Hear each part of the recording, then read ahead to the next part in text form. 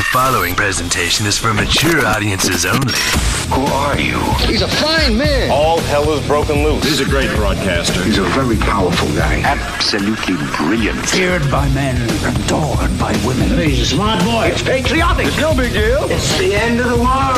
I might as well tell you now. He's a monkey.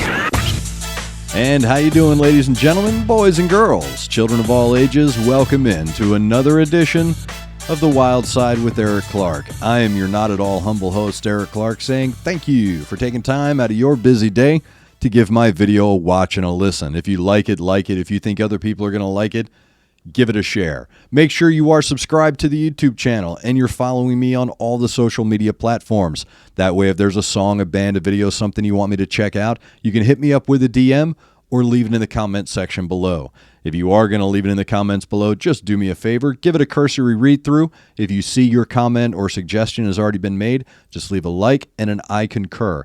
That helps the DJ brain get it into the handy dandy notebook that I have down here with all my notes and all of my rants and ramblings. Before we get to today's video, I do want to say thank you to Aspen Dental, Connect 200 Music 2C, and Gothic Jewelry. Make sure you click the link below, enter the code, and get yo bling. Today is a kind of a big day. We're getting to probably the second most suggested song on my channel. I have notes, I did research, and all of that stuff. So today we're going to be checking out Nightwish, their version of The Poet and the Pendulum from Dark Passion Play, I believe 2007.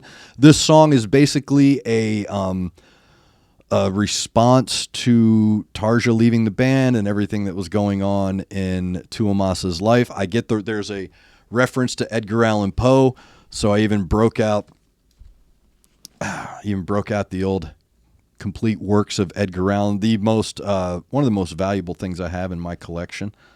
My first edition, by the way, leather-bound first edition of Edgar Allan Poe. One of my favorite authors growing up. I believe The Raven is quite possibly one of the greatest love stories ever written. He gave us the detective novel, inspired Arthur Conan Doyle to create Sherlock Holmes, Agatha Christie, just the influence of Edgar Allan Poe, not just to sad kids wearing black and smoking clove cigarettes at coffee shops until 3 in the morning, but music, to art, to movies, to film, everything. I remember the Vincent Price version of The Pit and the Pendulum, which the song is obviously taking inspiration from. The Pit and the Pendulum, very scary film, waking up and there's this huge blade descending upon you. And I believe the album cover is a blade as well. To me, Telltale Heart is one of the scariest stories ever written. Cask of Amontillado, all of them, love them. Love Edgar Allan Poe. So I'm looking forward to the references. Everybody's been telling me that this is very deep and there's a lot to unpack, so I'm going to try not to stop at all during the video. It is pretty lengthy, and I'll try to practice brevity, but we all know how I don't keep my promises about that. So it's Nightwish, The Poet and the Pendulum, live Wembley 2016. Here we go.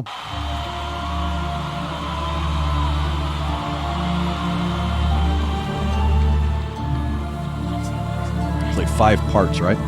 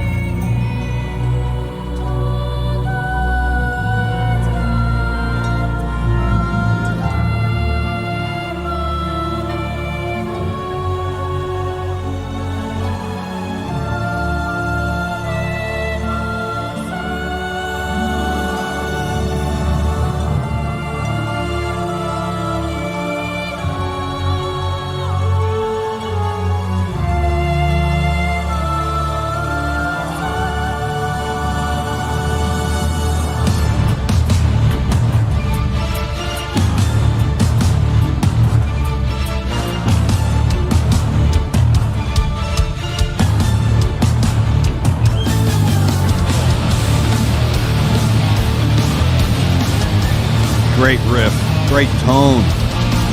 Love his tone.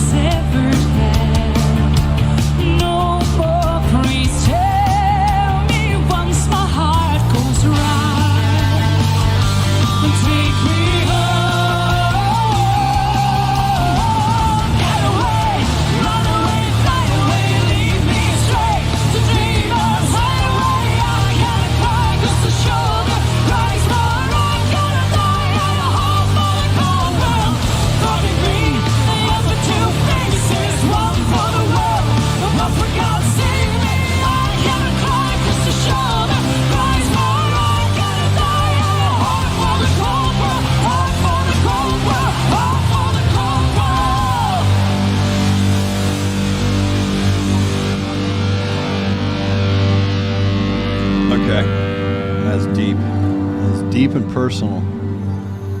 I cannot cry, for the shoulder cries more. It's a very isolated feeling that you can't express yourself because you have no one to express it to, because they're depending on you to be there for them. So it's very, very deep. Unless I'm misreading that.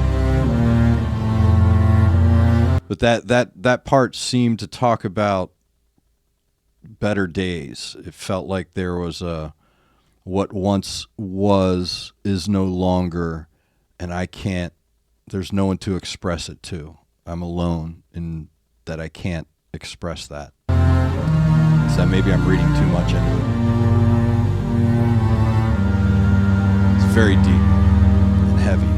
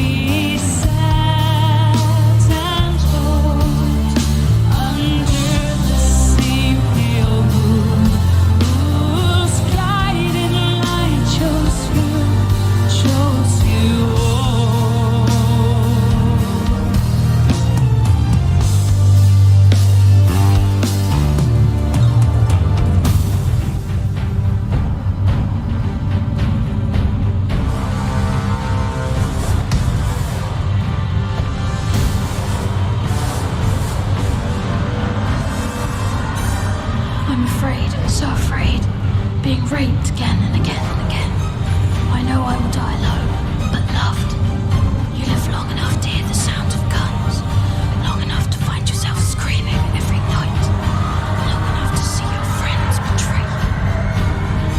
For years, I've been strapped onto this altar. Now I only have 3 minutes and counting. I just wish the tide would catch me first and give me a death I always longed for.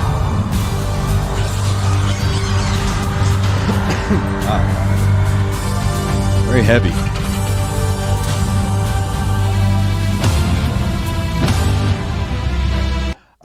Sorry again. I try not to do that, but that was very self eliminating language. If I hope I don't get pegged for saying that, but that was very the world would be better off without me, and no one would even care anyway. Kind of vibe.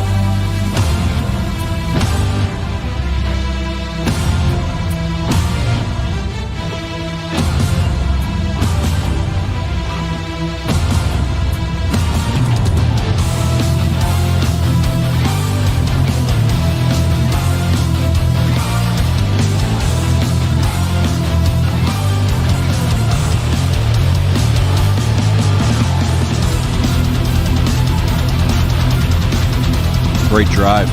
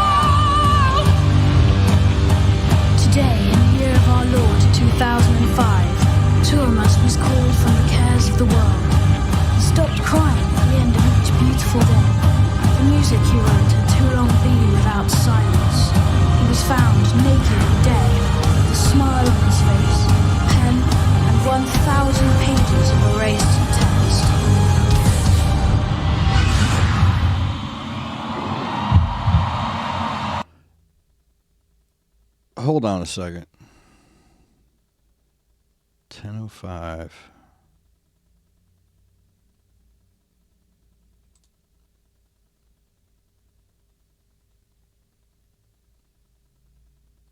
Three minutes and counting.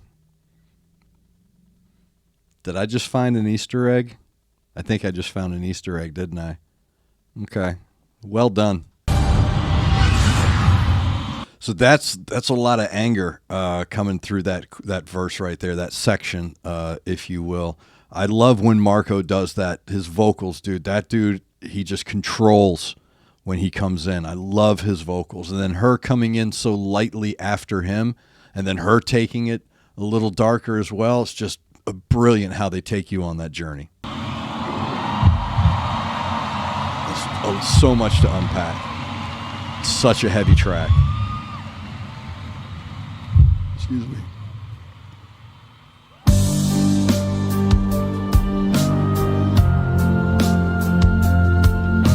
made notes.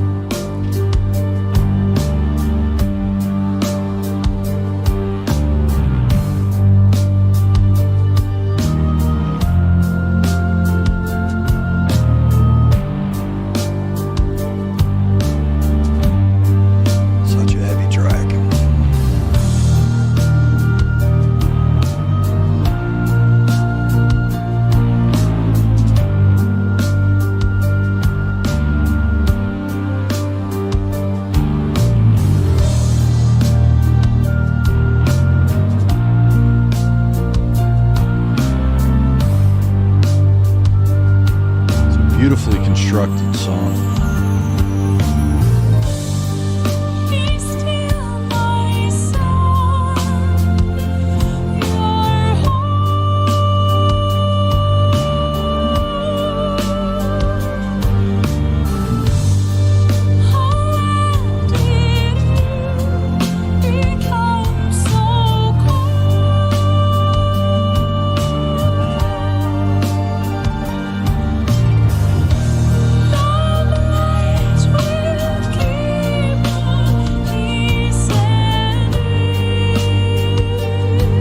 So true.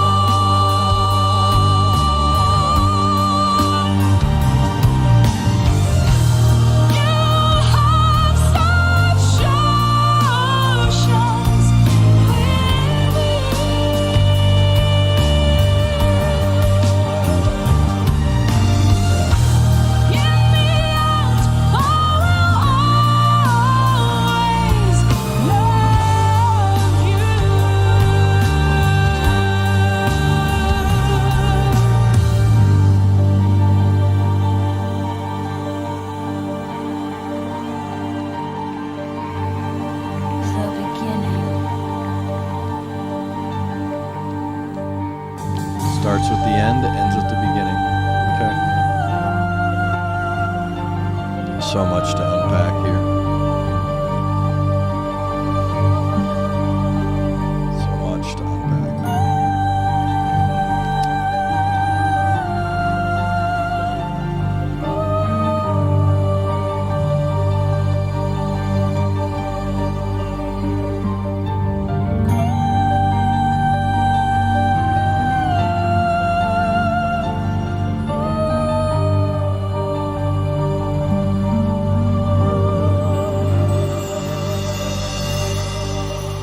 I mean, so much to unpack, dude. So much. Thank you. Nightwish with The Poet and the Pendulum from 2016, live at Wembley, from the Dark Passion play.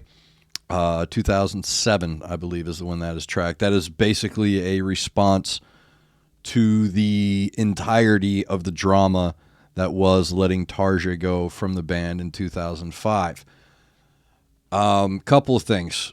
Not a couple of things. I'm sorry. That is a misstatement and a half. Give me a second.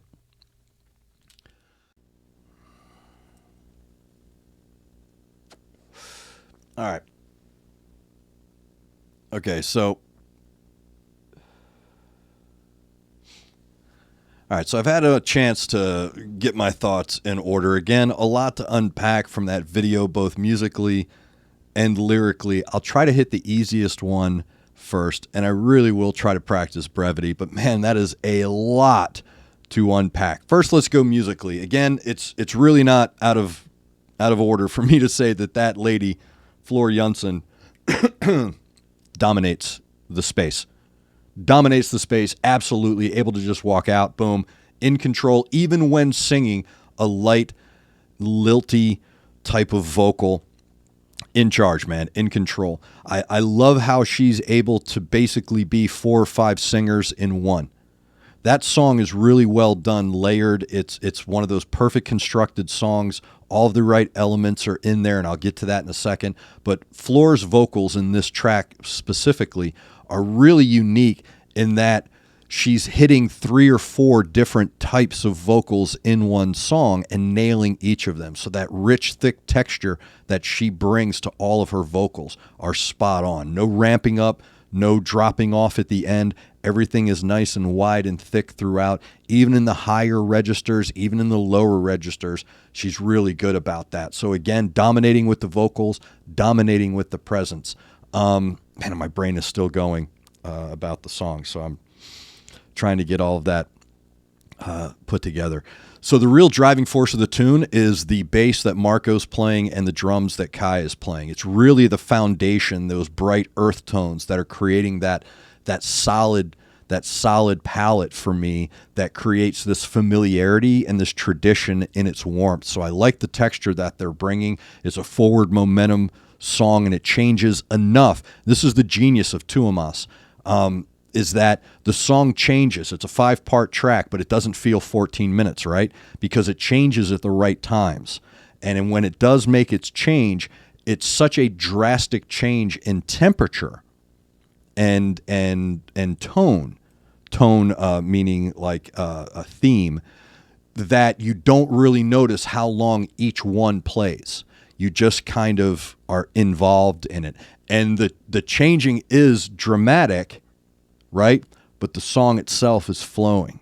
It's a really cool way that Tuomas does that. Again, he's creating these perfect layers with just the right elements. And anything that he can't, or the band or other people can't, you've got Troy in there with the right additions at the right times. But really what stands out, for me anyway, Empu's tone, I cannot say enough about that guy.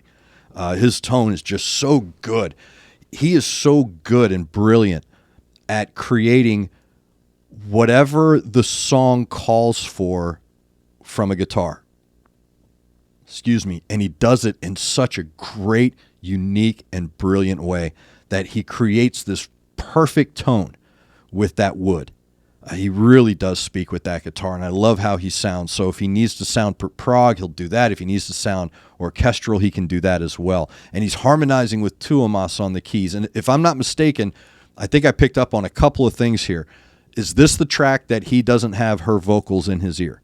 Is this the track that he can't listen to her sing because it's so powerful for him? Because again, I'll get to the lyrics and I'll get to the impetus here in a second.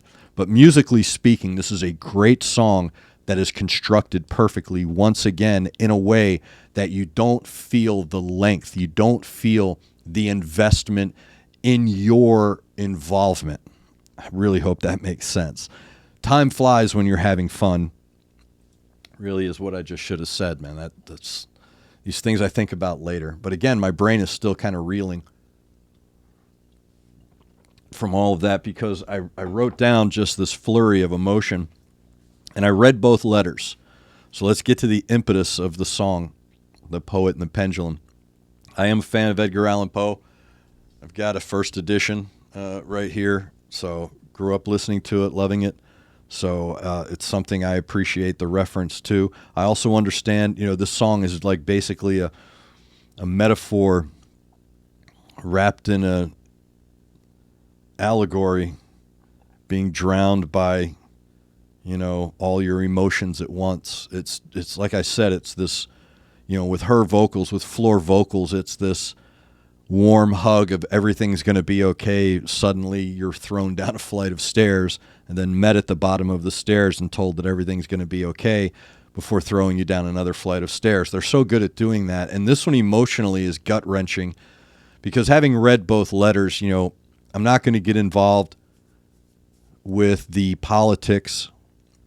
I'm not going to get involved with rumors and accusations or fan ideas or fan opinions about who or whatever the case may be. I'll try to just kind of button it up. So let's start with geniuses can be difficult people. geniuses can be very hard to deal with. Most of the time, they're brought up in a very isolated arena. They're not taught certain social skills. They're not taught really good communication skills. Very rarely are geniuses good at conflict resolution. They're just really good at what they do, and that's what they focus on. They don't have time to focus. I've joked about this about Tiger Woods and other professional athletes, that the better an athlete is, the worse of a husband, friend, father, everything he is, because he's spending so much of his attention and energy on that he doesn't have time to do the normal things. So I understand that Tuomas will have his faults, and I hope that he's in an age, again, the letter was written in his 20s, so I hope he's at the point now where he understands his own, transgressions, his own mistakes, and, you have to be able to do that. It's the story of Hezekiah, about rebuilding the wall and the gates, and how you can't really expect to ask other people for help to build your gates and your walls if you're not willing to admit your own involvement in the destruction of that gate and of those walls. So you have to understand your own, your own part in the play before you can turn on others and say, hey, you need to accept your responsibility. So I hope he's at that point now. So what I see is young people experiencing things they've never experienced before and not knowing how to process and communicate those changes and those feelings and those thoughts. So that's really what I saw, because you have Tuomas's letter, you have Tarja's letter, and somewhere in between you have the reality. And again, I went down some Reddit rabbit holes. I went on some comment sections. I'm going to stay away from the fans' discussions of what was going on. What I'm going to talk about is what I see coming through the lyrics and coming through the letters.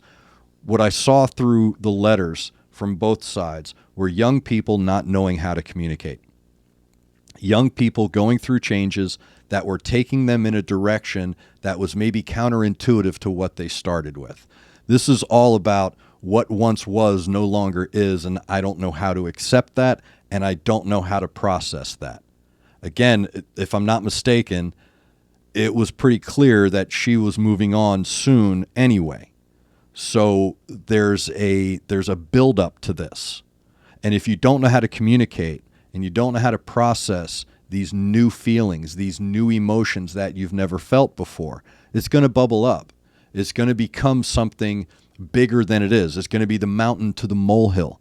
The molehill is, I have this issue with them drinking, or I have this issue with her traveling this way, or acting or behaving. I have an issue with them behaving this way, this person behaving a certain way. And if you don't know how to communicate that, it's just going to build up. And then by the time you do respond or you do communicate, your only way to communicate is as an angry, petulant person, because that's the limit of your growth in that field of communication, conflict resolution, understanding other people's emotions, sympathizing, things like that. You may be very good at empathizing, but you might not be good at sympathizing. So there might be a little difference there. So when I read the letters and then I read the lyrics, I see a very tormented young man who felt the weight of the world around him and didn't know how to process it. The only way he knew how was through music, but some things in life can't be communicated through music, like business decisions and things like that. So if you don't know how to communicate them, you're going to do it in the only way you know how. And that was to write a letter. Honestly, I don't know if dude regrets it. I would not have put that out in public. And her too. And I think the only reason she responded publicly was because they started it. I'm not picking sides here. Both sides should not have done this publicly. I don't believe anyway, regardless of what PR tells you. Public relations and those decisions sometimes don't really work out the way you want them to. That was a letter and a communication that should have been done privately.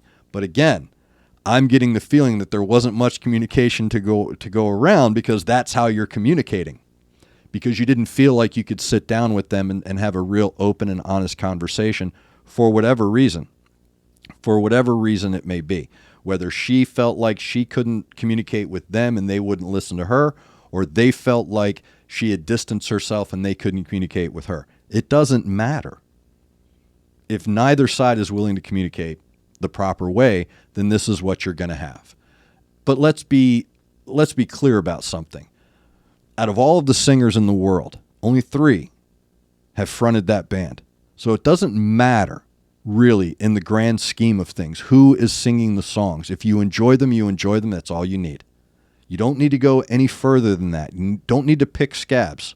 I really do hope they've moved on. I really hope that as you get older, you realize I grew in a direction they didn't grow. And one of the hardest things to do as an adult, and I really hope I'm getting to the end here, one of the hardest things to do as an adult, there are many things that are very difficult. Some of them have a lot to do with this song and this drama that was going on with the band. It's very difficult for an adult to say, I don't know. It's difficult to say, I was wrong.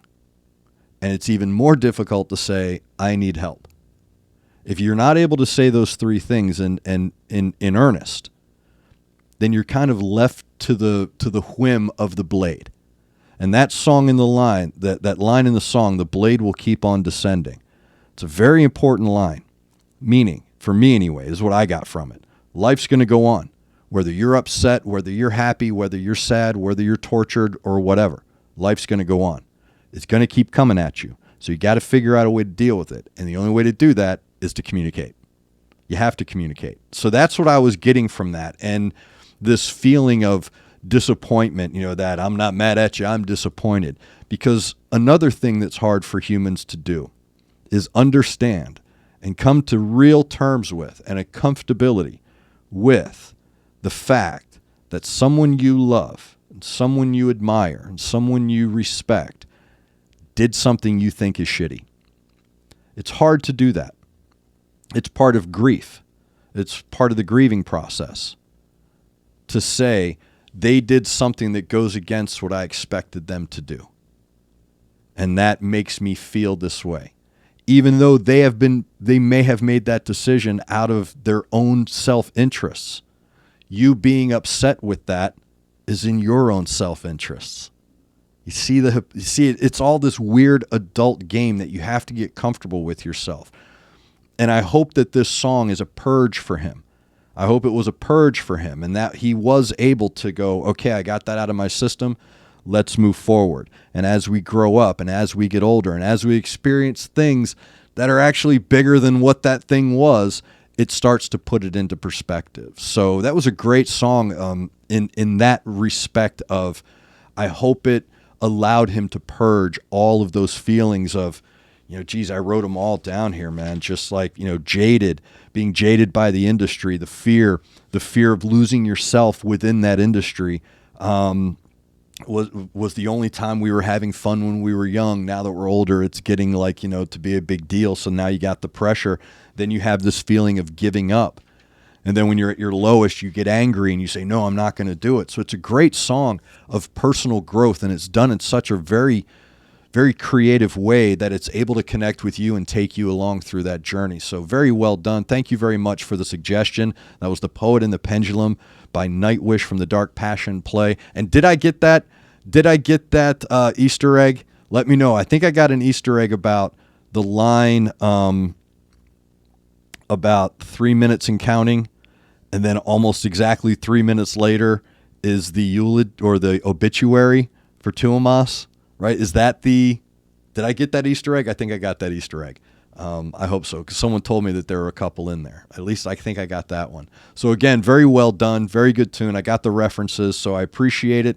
I'm glad you stuck with me through it and you were patient with me getting to it. I just wanted to do all of the research and not get involved in the arguments, but I ended up getting in the arguments. So anyway, thank you very much for sticking around and watching the video. Thank you to Aspen Dental, Connect 200 Music 2C, and Gothic Jewelry. Click the link below, enter in the promo code, and get your 20% discount. Also, if you are a fan of Nightwish and other European metal bands out on the festival tour, click that Music 2C link. I'm telling you right now that guy's pictures are phenomenal. They're out of this world. Click on the galleries. All your favorite bands, Lords of the Lost, Nightwish, they're all in there. And he just recently won a gold medal for his concert photography. So go down and check out Music 2C. Thank you to everybody. Thank you for your suggestions. And, of course, thank you for all of your corrections. Make sure you're following me on all of the social media platforms and you are subscribed to the YouTube channel. If you like it, like it. If you think others are going to like it, give it a share. Make sure you're looking out for each other. Make sure you're looking out for your neighbor. Try to do at least one good thing a day.